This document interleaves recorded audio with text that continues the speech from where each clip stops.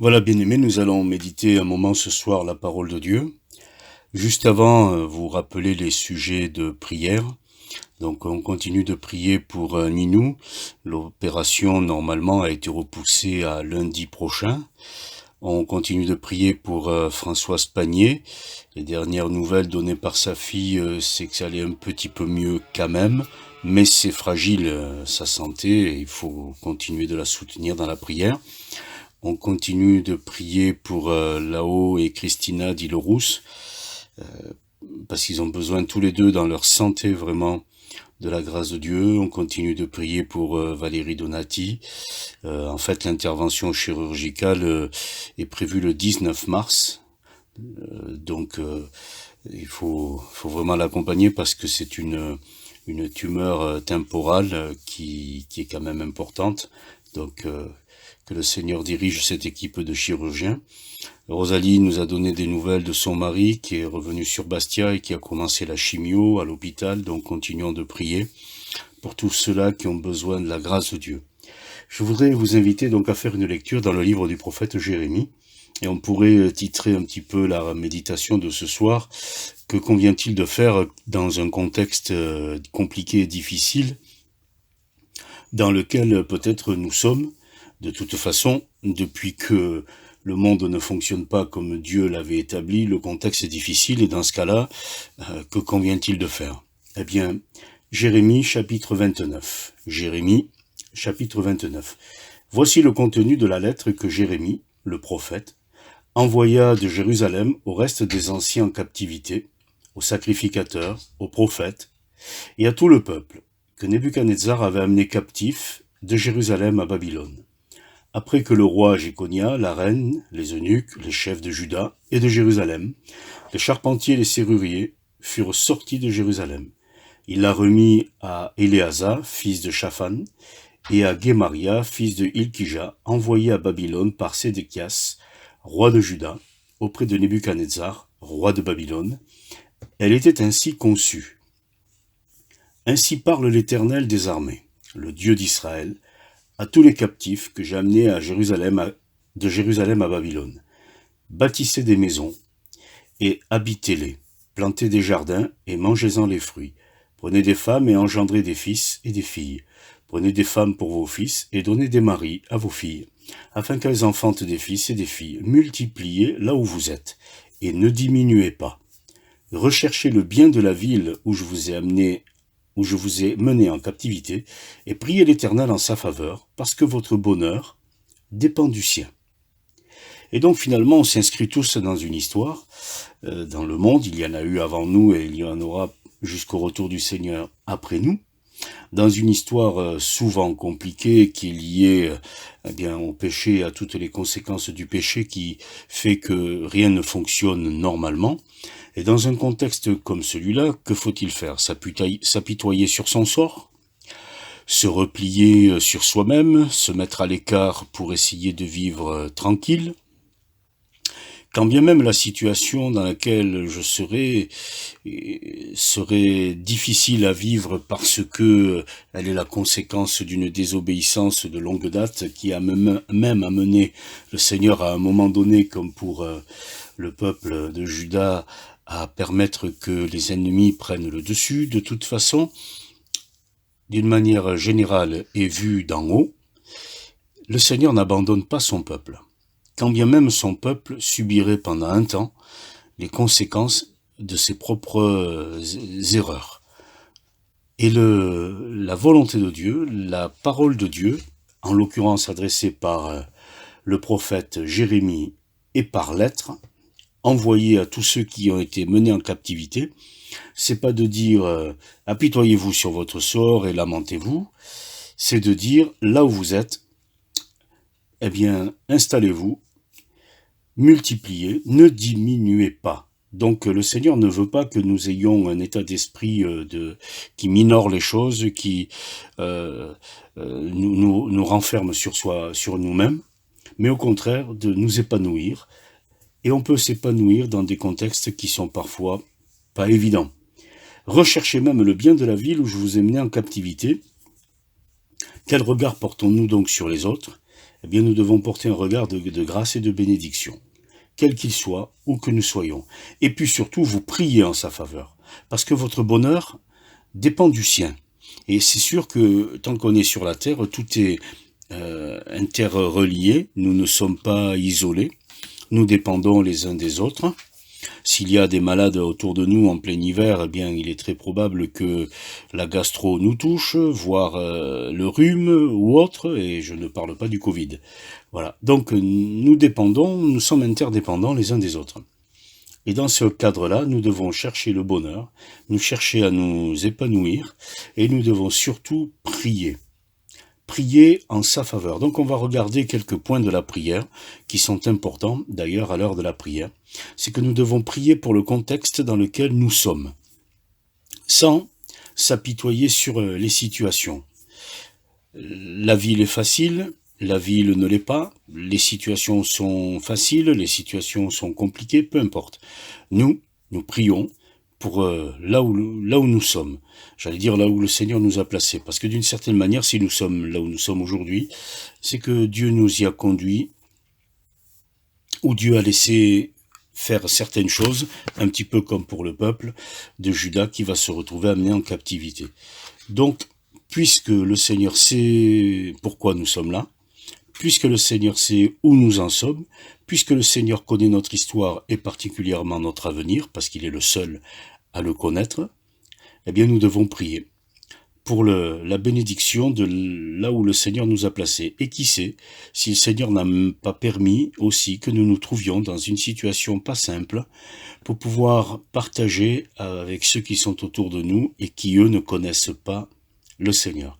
Donc nous devons prier en faveur d'eux, la ville, en faveur de nos voisins, en faveur des autres, quand bien même il y aurait un peu de maltraitance au passage, eh bien nous devons prier pour que Dieu les bénisse. Et c'est ce que le Seigneur dira.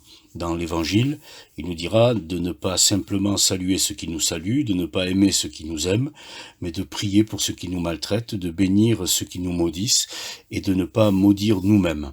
Donc nous devons avoir une attitude et des réactions à l'inverse opposées de celles qui peut-être nous sont manifestées.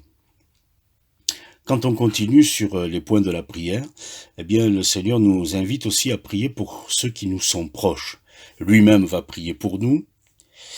Il le dira à Pierre, j'ai prié pour toi afin que ta foi ne défaille point, montrant par là que le Seigneur sait très bien qu'à certains moments, nous pouvons être même en position de fragilité, spirituellement parlant, et il est près de nous, il ne nous abandonne pas. Il dira dans la prière sacerdotale, Jean chapitre 17, « J'ai prié pour ceux que tu m'as donnés ». Ce qui montre bien que le Seigneur a un engagement fort à notre égard. Et nous devons avoir le même type d'engagement à l'égard de ceux qui sont autour de nous. C'est un peu comme si le Seigneur nous les avait donnés. D'ailleurs, quand les parents parlent de leurs enfants, ils rendent grâce à Dieu pour les enfants que tu nous as donnés, en n'oubliant pas qu'ils nous sont prêtés, parce que ils ne nous appartiennent pas. La preuve en est, c'est que certains devenus ados ou plus grands peuvent dire, comme un jour l'homme a dit à Dieu lui-même, eh bien, je fais comme je veux. Donc c'est peut-être la démonstration, mais il ne faut pas attendre que ça en arrive à ce point-là, c'est peut-être la démonstration que finalement ils sont à nous sans être vraiment à nous. Donc tu me les as donnés dans le domaine spirituel, ça oui, je suis responsable dans le domaine spirituel, tout à fait, donc je prie pour ceux que tu m'as donnés, pour ceux qui sont de mon cercle proche, familial, amical, voisinage, professionnel. Je prie pour ceux que tu m'as donnés, afin qu'ils puissent à un moment donné te connaître. Voilà. Et comme dira Paul, pour les membres d'Israël, de sa nation, ma prière à Dieu pour eux, c'est qu'ils soient sauvés et qu'ils changent. Donc nous devons avoir ce type-là de prière, c'est-à-dire volontaire, persévérante, jusqu'au boutiste, et ne pas nous laisser gagner par de temps en temps les sentiments que nous pouvons avoir. Nous devons continuer de prier, parfois sans être gênés de prier pour soi-même. Faites connaître vos besoins à Dieu, sans quoi nous deviendrions uniquement des gens qui prient, mais qui prient comme des religieux, qui prient pour des sujets, qui prient pour des projets, qui prient pour beaucoup de choses et qui peut-être au passage oublient de prier pour eux. Le Seigneur passait parfois la nuit en prière, et à certains moments nous savons que sa prière aussi le concernait. Quand il a dit « si cette coupe pouvait s'éloigner de moi », il parlait bien de lui. Et qui fera le reproche au Seigneur à ce moment-là d'avoir besoin de prier pour lui, de parler de lui. Donc de temps en temps dans la prière, il est bon de rentrer dans notre chambre, de fermer notre porte, dans ce sens à toute sa signification, cette intimité avec le Seigneur, pour faire connaître nos besoins. Et c'est bien de pouvoir dire à Dieu les choses. Même si de temps en temps on est en difficulté, nous devons prier pour nous. Ceux qui sont malades doivent prier pour eux-mêmes. Et ne pas hésiter à appeler les anciens pour l'onction d'huile. Voilà. Quand Paul a été dans la difficulté, il a eu besoin d'être encouragé dans ce domaine-là. Voilà. Le Seigneur vient nous encourager aussi par la prière de ceux qui sont autour de nous et qui sont soucieux de notre situation. Le 4e point, nous devons prier pour l'œuvre de Dieu, parce que nous n'oublions pas la révélation que le Seigneur nous a faite, c'est que nous savons que le monde est à lui, qu'il a préparé un plan de salut dans lequel il nous a déjà fait rentrer, qu'il nous prépare une place et qu'il reviendra nous chercher. Alors le Notre Père commence ainsi, que ton nom soit sanctifié, que ton règne vienne. Et nous devons prier pour que l'œuvre de Dieu s'établisse sur la terre, dans nos vies, tout autour de nous. Et en tout temps, nous devons prier en tout temps, quelles que soient donc les circonstances. Même si ça revêt la forme d'un combat, nous devons prier, ne pas nous laisser gagner, et surtout gagner les autres, gagner les situations au niveau de l'œuvre de Dieu. Le plus important quand le Seigneur reviendra ou quand nous rentrerons dans le ciel là-haut, sera uniquement et rien d'autre que le plus grand nombre soit sauvé. Tout le reste, eh bien, aura disparu. Donc ne passons pas tout notre temps à prier pour beaucoup de sujets importants, mais qui quand même vont tous disparaître. En oubliant, ou en négligeant de prier pour le sujet qui est encore plus important et qui est le seul à ne pas disparaître, c'est le salut des âmes, c'est l'œuvre de Dieu pour que le plus grand nombre le connaisse. Nous devons prier avec notre intelligence, évidemment, mais nous devons aussi prier par l'Esprit. Si nous ne prions pas par l'Esprit, nous prenons le risque de ne pas être pertinents dans notre prière. Nous prenons le risque de ne pas savoir ce qu'il convient de demander à certains moments. Donc prier par le Saint-Esprit, c'est quelque chose de la plus haute importance sur lequel nous devons veiller. Faites par l'Esprit toutes sortes de prières, des supplications, des actions de grâce.